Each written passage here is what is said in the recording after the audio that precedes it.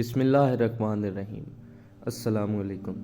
یا علی علیہ الصلوۃ والسلام مدد سفینۃ النجات کس جہارم گوہر مقصود۔ اب یہاں سوال پیدا ہوتا ہے کہ ہماری زندگی اور اعمال حیات کا ٹارگٹ کیا ہونا چاہیے۔ اس کا جواب یہ ہے کہ ہمارا گول آف اسٹرگل جنت نہیں، بلکہ ہمارے سامنے صرف ایک مقصد ہونا چاہیے، اور وہ یہ ہے کہ ہم کسی نہ کسی طرح سے اپنی شہنشاہ زمانہ اجل اللہ فرج الشریف کے انصار و اصحاب میں شامل ہو سکیں۔ یہی ایک انسان کی معراج سعادت ہے کہ جب شہنشاہ زمانہ اجل اللہ فرج الشریف تشریف لائے تو ہم ان کی نصرت اور خدمت کے شرف سے مشرف ہوں، کیونکہ جنت تو وہ کسی کو بھی عطا فرما سکتے ہیں، مگر اپنی خدمت و نصرت کے لیے انہوں نے ایک میرٹ رکھا ہوا ہے۔ جو کہ اس میرٹ پر پورا اترے گا اسی کو یہ اعزاز ملے گا، اور یہی وہ اعزاز ہے کہ جس کے بارے میں فرمایا گیا ہے کہ اس اعزاز کو پانے والا افضل اہل کل زمان ہوگا۔ ہمیں اس دور میں جہد مسلسل کی ضرورت ہے کہ ہم مسلسل یہ کوشش کرتے رہیں کہ اس دور میں ہم اپنے شہنشاہ زمانہ اجل اللہ فرج الشریف سے مربوط رہیں، اور ما بعد الخروج بھی ان کے اصحاب و جانثاروں میں شامل رہیں، اور اپنا یہ نج سکون اتنا پاک کر لیں کہ اپنے مالک کی حقیقی کی نالین پر بہاتے ہوئے احساس نجاست نہ رہے،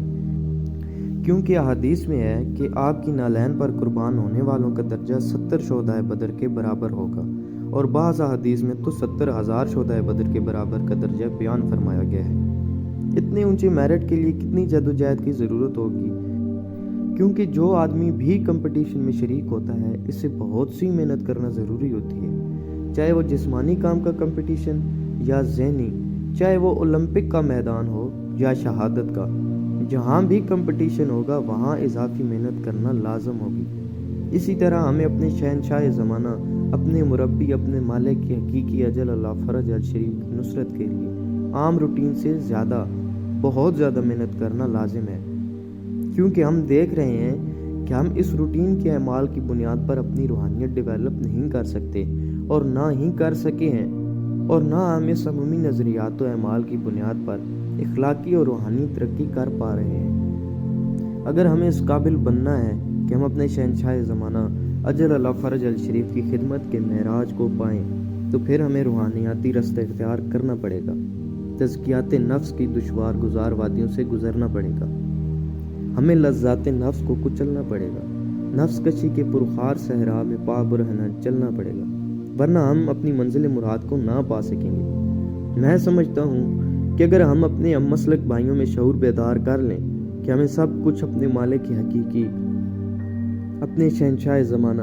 اجل اللہ فرج الشریف کی خدمت کے مقام تک پہنچنے کے لیے کرنا ہے، تو ان میں کوئی بھی اخلاقی برائی باقی نہ رہے گی۔ ان کی کردار کو وہ جلا ملے گی کہ جس سے ملکوت کی آنکھیں بھی خیرہ ہو جائیں گی، اور دنیا کا کوئی بھی نقاد ہمارے کردار میں سے کیڑے نہ نکال سکے گا، کیونکہ ہماری منزل مراد جنت جیسی سہل الحصول چیز نہیں ہوگی جسے ماتم کے ایک ہی ہاتھ سے حاصل کیا جا سکے۔ ہماری جنت تو شہنشاہ زمانہ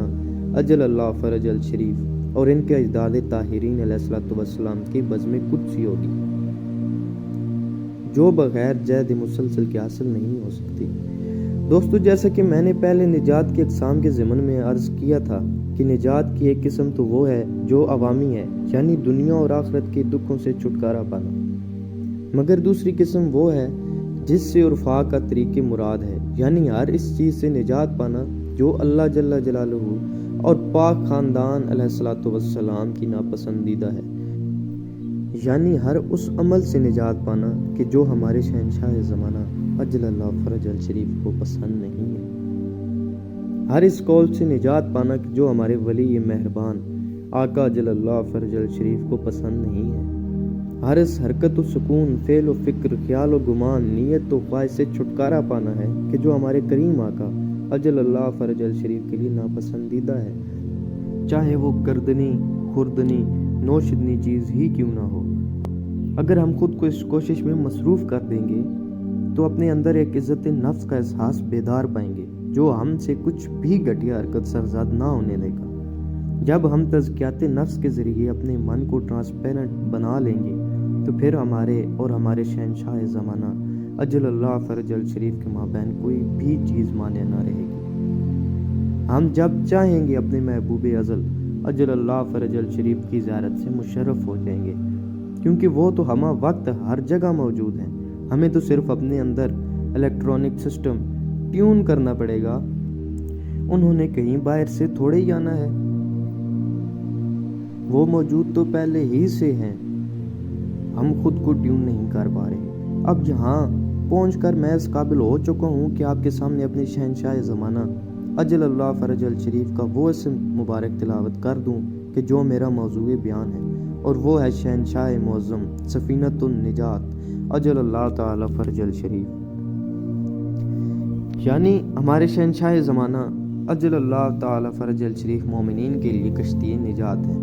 دوستو، میں اس سے پہلے آپ کو تصورات نجات اور مرادات نجات کے بارے میں آگاہ کیا تھا۔ اب یہاں یہ بھی عرض کرنا چاہتا ہوں کہ ہمارے شہنشاہ زمانہ اجل اللہ تعالی فرج الشریف کی ذات وہ سفینۃ النجات ہے کہ جو نجات کے جملہ تصورات پر محیط ذات ہے۔ ان کی نجات کسی قسم میں محدود نہیں ہے، بلکہ نجات کی جتنی بھی قسمیں ہو سکتی ہیں، یہ اس ہر قسم کی نجات عطا فرماتے ہیں، چاہے وہ بحیثیت فرد کے ہو یا جماعت کے، یہ ہر صورت میں نجات بخش ہیں۔ آئیے سب مل کے اپنے مالک کی بارگاہ میں دعا عرض کرتے ہیں۔ اللہ جل اللہ جل یا ولی العالمین یا سفینۃ النجات اجل اللہ تعالی فرج الشریف اللہ جل۔